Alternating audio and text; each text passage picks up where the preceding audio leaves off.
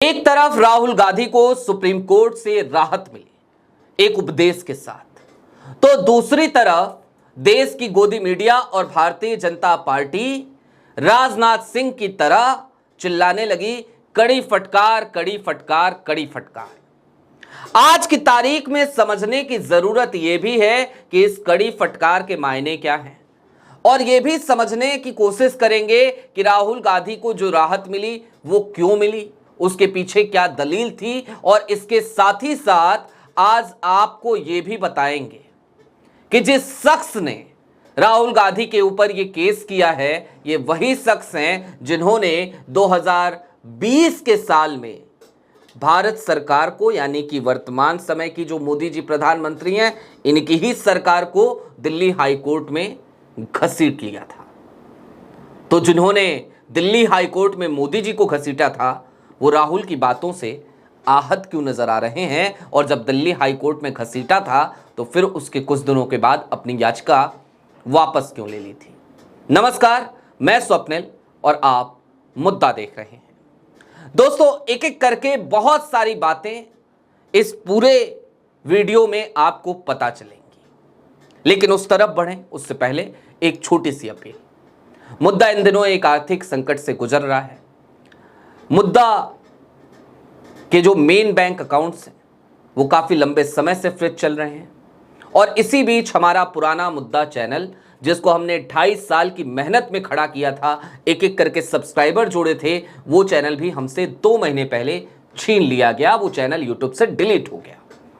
ऐसे में जाहिर सी बात है, समस्याएं हैं। मुद्दा एक संस्थान है, संस्थान को चलाने के लिए संसाधनों की जरूरत होती है, लिहाजा आपसे अपील करना हमारी मजबूरी है। यदि आप चाहें, यदि आप सक्षम हो, तो मुद्दा की छोटी छोटी आर्थिक मदद जरूर कीजिएगा। इसके लिए आप स्क्रीन पर दिख रहे QR कोड या फिर के नीचे दिख रहे UPI नंबर का इस्तेमाल कर सकते हैं। अब एक एक करके आगे बढ़ते हैं और सबसे पहले समझते हैं कि राहुल गांधी के साथ आज सुप्रीम कोर्ट में हुआ क्या। बीते दिनों आपको याद होगा, राहुल गांधी लखनऊ पहुंचे थे सेना मानहानि मामले में।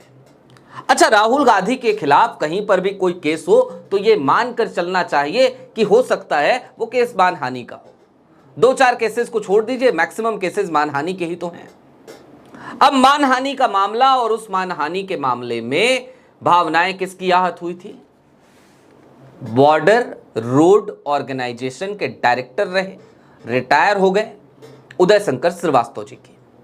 वो लखनऊ पहुंच गए थे निचली अदालत में। उसके बाद राहुल गांधी हाई कोर्ट पहुंचे थे। हाई कोर्ट में उनको निराशा हाथ लगी थी। आज सुप्रीम कोर्ट में लेकिन राहुल गांधी को जीत मिली। राहुल गांधी की ना सिर्फ याचिका स्वीकार हुई, बल्कि राहुल गांधी को राहत भी आज सुप्रीम कोर्ट ने दे दी, और साथ ही साथ उत्तर प्रदेश की सरकार को नोटिस भी जारी कर दिया। लेकिन इन सब के बीच, इस मिली हुई राहत के बीच, एक दलील, और वो दलील अभिषेक मनु सिंघवी ने दी। उस दलील की तरफ चलेंगे, लेकिन उससे पहले आपके लिए यह जानना जरूरी है और यह समझना जरूरी है कि आज की तारीख में सुप्रीम कोर्ट ने राहुल गांधी की इस याचिका पर और क्या कहा, जिससे बवाल मच गया और गोदी मीडिया को एक बड़ा मसाला मिल गया। दीपांकर दत्ता, जस्टिस दीपांकर दत्ता, न्यायालय का मामला है, हम कोई सवाल नहीं उठा सकते, उठाएंगे भी नहीं, हमें पूरा भरोसा है न्यायालय पे। लेकिन जस्टिस दीपांकर दत्ता ने कहा कि आप सेना के बारे में ऐसी बातें कैसे कह सकते हैं? आप सच्चे भारतीय होते तो ऐसी बातें नहीं कहते। इस तरीके की कुछ बात उन्होंने कही। मसलन अगर मैं सही कोट करूं तो उन्होंने कहा, अगर मैं गलत नहीं हूं तो उनकी तरफ से कहा गया, कोई भी सच्चा भारतीय ऐसी टिप्पणी नहीं करेगा। इसके साथ ही साथ चीन ने जमीन कब्जाई है कि नहीं कब्जाई है, इस पे भी तर्क वितर्क खूब हुआ। लेकिन इन सब के बीच अभिषेक मनु सिंघवी ने एक दलील दी, और दलील ये कि मानहानि का मामला दायर किया गया है मिलॉर्ड, लेकिन जिस व्यक्ति ने दायर किया है वो अग्रीव्ड नहीं है, उसकी मानहानि हुई नहीं है, तो फिर वो मानहानि का दावा कैसे कर सकता है? लिहाजा ये मामला मानहानि का बनता ही नहीं है। निचली अदालत की कार्रवाई पर रोक लगा दीजिए मिलॉर्ड। सुप्रीम कोर्ट ने ये दलील सुनी, मामले को देखा और निचली अदालत की कार्रवाई पर रोक लगा दिया। अब ये जो टिप्पणियां हैं सुप्रीम कोर्ट की, इस पे फिर कभी बात करेंगे।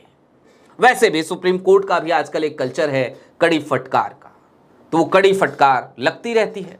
ईडी को भी कई बार लगी है, मोदी सरकार को भी कई बार लगी है, भाजपा की कई सरकारों को कई बार लगी है, योगी जी की सरकार को, योगी जी की पुलिस को कई बार लगी है, राहुल गांधी को भी आज कड़ी फटकार लगी। इससे पहले अभी सावरकर मानहानि मामले में भी राहुल गांधी को एक बार फटकार लगी थी, तो लग गई, लेकिन राहत मिली राहुल गांधी को, राहुल गांधी जीते। इसके बाद अब आगे बढ़िए, यहां तक तो सब समझ में आता है, लेकिन हमने आपसे एक बात कही थी, एक वायदा किया था, एक तथ्य आपको बताने का। उदय शंकर श्रीवास्तव हैं कौन, ये आपको हमने बता दिया, लेकिन 2020 का साल था, उदय शंकर श्रीवास्तव बनाम भारत सरकार जाकर सर्च कीजिएगा। उदय शंकर श्रीवास्तव वही रिटायर्ड बॉर्डर रोड ऑर्गेनाइजेशन के डायरेक्टर हैं जिन्होंने भारत सरकार को दिल्ली हाई कोर्ट में घसीटा था अपने प्रमोशन के लिए। उसके बाद उनको शायद प्रमोट कर दिया गया था, तो वो खुद पहुंचते हैं हाई कोर्ट और अपनी याचिका वापस ले लेते हैं। उदय शंकर श्रीवास्तव ने पहला केस जो दर्ज किया था वो मोदी सरकार के खिलाफ ही किया था। अब जरा थोड़ी देर के लिए यहां ठहरिए और कुछ और बातों को समझने की कोशिश कीजिए। चीन ने भारत की जमीन पर कब्जा किया है, ये राहुल गांधी ने कहा, लेकिन क्या सिर्फ राहुल गांधी ने कहा? आज की तारीख में बहुत सारे ऐसे आपको वक्तव्य भारतीय जनता पार्टी के नेताओं के भी मिल जाएंगे।